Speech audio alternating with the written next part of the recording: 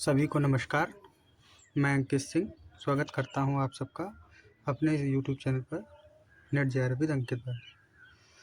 आज के इस सेशन में बात कर लेते हैं हम यूजीसी नेट पेपर फर्स्ट के बारे में। जैसा कि आप सबको पता है कि यूजीसी नेट पेपर फर्स्ट में टोटल 10 यूनिट हैं। पहले प्रति एक यूनिट से 5 क्वेश्चन आते थे, टोटल मिलाकर 50 क्वेश्चन होते थे, लेकिन अब ऐसा नहीं है। अब किसी यूनिट से क्वेश्चन 6-7 हो जाते हैं तो किसी यूनिट से क्वेश्चन 2-3 ही आते हैं। इस सेशन में हम पेपर फर्स्ट के जो इम्पोर्टेंट टॉपिक हैं उन पर डिस्कशन कर लेते हैं यूनिट वाइज। जैसा कि आप देख रहे हैं यह पेपर फर्स्ट की पीडीएफ आपके सामने खुली हुई है। इसमें जो आपकी पहली यूनिट है वो है टीचिंग एप्टीट्यूड की।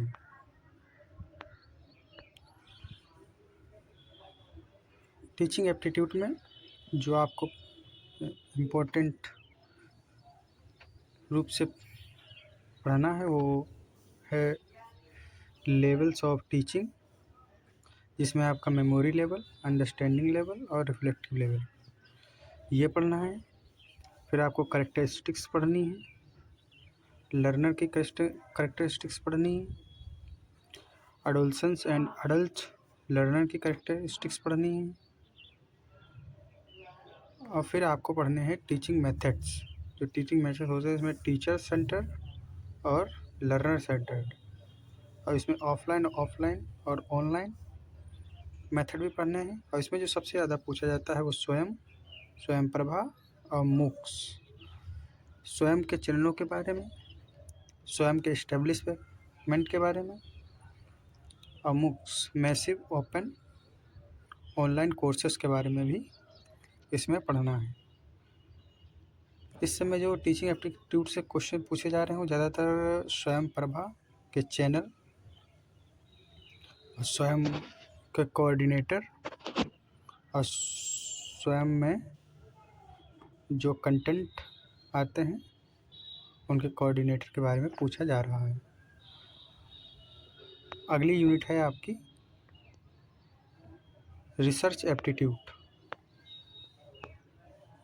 रिसर्च एप्टीट्यूड में जो इम्पोर्टेंट टॉपिक हैं वो होता है रिसर्च टाइप, जिसमें आपका experimental research, descriptive research, historical research, qualitative and quantitative research.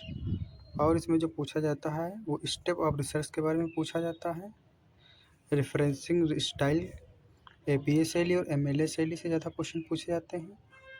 फिर आपका आ जाता है रिसर्च एथिक्स, जैसे प्लेजरिज्म। सबसे ज़्यादा क्वेश्चन जो आ रहे हैं रिसर्च में प्लेजरिज्म से आ रहे हैं। रिसर्च के टाइप से क्वेश्चन पूछे जा रहे हैं, और रिसर्च की जो स्टाइल है, फॉर्मेट है, उससे क्वेश्चन पूछे जा रहे हैं। अगली यूनिट है आपकी कंप्रीहेंसिव। कंप्रीहेंसिव को ज़्यादा टिपिकल नहीं, बस आपको एक पैसेज दिया रहेगा जिसको आपको पढ़ना है। पढ़ने के बाद उसी समय के क्वेश्चन के आंसर्स आपको लगाने हैं। अगली यूनिट है आपकी कम्युनिकेशन। कम्युनिकेशन में जो आपको इम्पोर्टेंट रूप से पढ़ना है वो पढ़ना है कम्युनिकेशन के टाइप्स। अब पढ़ना है वर्बल और non verbal communication. Barrier of communication इसमें ज़्यादातर पूछा जाता है, क्लासरूम कम्युनिकेशन और मास मीडिया कम्युनिकेशन में ये टॉपिक ज़्यादा पूछे जाते हैं। अगली यूनिट आपकी है मैथमेटिकल रीजनिंग और एप्टीट्यूड। मैथमेटिकल रीजनिंग में तो आपको जो क्वेश्चंस ज़्यादातर पूछे जा रहे हैं वो time and distance, interest, profit and loss, percentage, average, इन सभी से क्वेश्चन पूछे जा रहे हैं। इसके अलावा टाइम एंड वर्क से भी क्वेश्चन पूछे जा रहे हैं। परसेंटेज पे ज़्यादा क्वेश्चन पूछे जा रहे हैं। और रीजनिंग में आपको नंबर सीरीज, लेटर सीरीज और कोडिंग डिकोडिंग, और इस बार तो चाइनीज़ कोडिंग भी आई थी। तो रीजनिंग और मैथमेटिक्स में तो लगभग आपको सारे टॉपिक कवर ही कर लेने हैं। अगली यूनिट है आपकी लॉजिकल रीजनिंग। लॉजिकल रीजनिंग में जो आपको पढ़ना है इम्पोर्टेंट, तो सबसे पहले आता है फॉर्मल और इनफॉर्मल फैलिसीज, और इसमें भी इनफॉर्मल फैलिसीज सबसे ज़्यादा पूछी जा रही है। फिर इसमें जो पूछा जाता है वो डिडक्टिव और इंडक्टिव रीजनिंग, डिडक्टिव और इंडक्टिव रीजनिंग ये ज़्यादा पूछा जा रहा है। फिर इसमें जो पूछा जा रहा है वैलिडिटी आर्गूमेंट, आर्गूमेंट की वैलिडिटी पूछी जा रही है। और इंडियन लॉजिक में 2 क्वेश्चन आते हैं लगभग, जिसमें प्रमाणांश, अनुमान और हेत्वाभास, ये 3 चीज़ों में ज़्यादातर क्वेश्चन पूछे जा रहे हैं।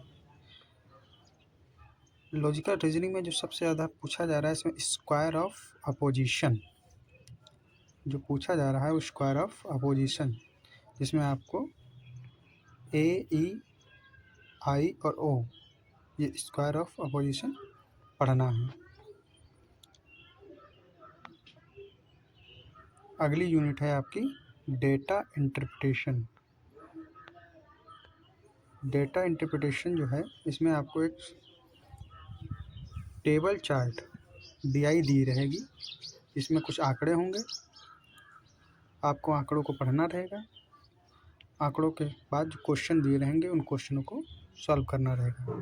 इसके लिए तो आपको प्रैक्टिस ही करनी पड़ेगी। अगली यूनिट है आपकी unit number 8, information and communication technology, ICT। ICT में जो मोस्ट इम्पोर्टेंट टॉपिक है वो एब्रिविएशन, मतलब फुल फॉर्म्स पूछी जा रही हैं, जो कंप्यूटर में होती ना फुल फॉर्म्स, वो सभी पूछी जा रही हैं। और इसमें बेसिक इंटरनेट ईमेल प्रोटोकॉल्स पूछे जा रहे हैं, इनिशिएटिव्स पूछे जा रहे हैं। और इसमें जो पूछा जा रहा है वो बाइनरी सिस्टम और binary conversion, memory type, memory की हायरार्की, रैम रोम, ये सभी इसमें पूछे जा रहे हैं। इसके बाद अगली यूनिट आपकी आती है unit number 9, people development and environment. इसमें जो महत्वपूर्ण क्वेश्चन पूछे जा रहे हैं इसमें वो सबसे पूछे जा रहे हैं मिलेनियम डेवलपमेंट गोल और सस्टेनेबल डेवलपमेंट गोल, मतलब MDG और SDG ये पूछे जा रहे हैं। फिर इसमें जो पूछा जा रहा है वो पोल्यूशन पूछे जा रहे हैं, जैसे water pollution, air pollution, soil pollution, noise pollution, waste, ये सभी पूछे जा रहे हैं। और इनका इम्पैक्ट क्या हो रहा है, इनसे जो बीमारियां उत्पन्न हो रही हैं वो पूछी जा रही हैं। बीमारियों कौन कौन से ऑर्गन्स, मतलब शरीर पे कहाँ कहाँ कौन कौन सी इफ़ेक्ट पड़ती हैं, ये पूछे जा रहे हैं। फिर इसमें जो पूछा जा रहा है वो एनर्जी रिसोर्सेज पूछा जा रहा है, जिसमें solar, wind, soil, hydro, geothermal, biomass, nuclear, ये सभी से पूछे जा रहे हैं। और इसमें जो सबसे महत्वपूर्ण और इम्पोर्टेंट टॉपिक है वो है आपके प्रोटोकॉल्स और कन्वेंशंस, जिसमें आपका Montreal Protocol, Rio Summit, Kyoto Protocol, Paris Agreement, International Solar Alliance, इन सभी से ज़्यादातर क्वेश्चन पूछे जा रहे हैं। अगली यूनिट आपकी आती है unit number 10, higher education. Higher education में जो आपके इम्पोर्टेंट क्वेश्चन हैं आते हैं वो आते हैं प्राचीन भारत की जो यूनिवर्सिटीज़ हैं, विश्वविद्यालय हैं, जैसे कि तक्षशिला, नालंदा, विक्रमशिला और कई सारे विश्वविद्यालय हैं, इनके बारे में पूछा जाता है। इनकी क्रोनोलॉजी भी पूछ ली जाती है, इनके एस्टेब्लिशमेंट भी पूछ लिए जाते हैं, किसने किया, और इनसे जो पढ़ाया जाता था, इसमें कौन कौन सब्जेक्ट महत्वपूर्ण पढ़ाए जाते थे वो पूछ लिए जाते हैं। उसके बाद पूछा जाता है प्री इंडिपेंडेंट जो काउंसिल्स आई, जैसे कि सार्जेंट प्लान आया, वर्धा योजना आई, यूनिवर्सिटी एक्ट आया 1904 में, और बहुत सारे जो आए उनसे भी पूछा जा रहा है। उसके बाद पोस्ट इंडिपेंडेंट, मतलब स्वतंत्र भारत के बाद जो 1948 का राधाकृष्णन आयोग आया, उसके बाद 1965 में आपका कोठारी आयोग आया, ये सभी से आयोग पूछे जा रहे हैं। उसके बाद इसमें जो इस समय क्वेश्चन ज़्यादातर पूछे जा रहे हैं वो पूछे जा रहे हैं क्रोनोलॉजी से, इस्टेब्लिशमेंट से, जो यूनिवर्सिटीज़ का इस्टेब्लिशमेंट है उन सभी से क्वेश्चन पूछे जा रहे हैं। हायर एजुकेशन में इस प्रेजेंट टाइम में तो पंचवर्षीय योजना 5 ईयर प्लान्स भी पूछे जा रहे हैं, और ये भी पूछा जा रहा है कि 5 ईयर प्लान्स मतलब पहले प्लान्स में कौन सी यूनिवर्सिटी इस्टेब्लिश हुई, दूसरे प्लान में कौन सा आयोग आया। ऐसे आपको जितनी भी पंचवर्षीय योजनाएं उन सबका सन याद करना पड़ेगा, और उन सन के दौरान कौन कौन से आयोग आए या कौन कौन से यूनिवर्सिटी इस्टेब्लिश हुई, ये भी याद रखना पड़ेगा, क्योंकि ज़्यादातर क्रोनोलॉजी से ही क्वेश्चन पूछे जा रहे हैं। तो ये आपका पूरा सिलेबस है जिसमें आपको इम्पोर्टेंट टॉपिक पढ़ने हैं। वैसे तो सिलेबस बहुत बड़ा है, यूनिट 10 यूनिट पढ़ोगे तो बहुत लगेगा, लेकिन इन टॉपिकों से आपको क्वेश्चन ज़्यादा पूछे जा रहे हैं, इन पर आपको ज़्यादा वर्क करना है। आज के लिए बस इतना ही। नमस्कार।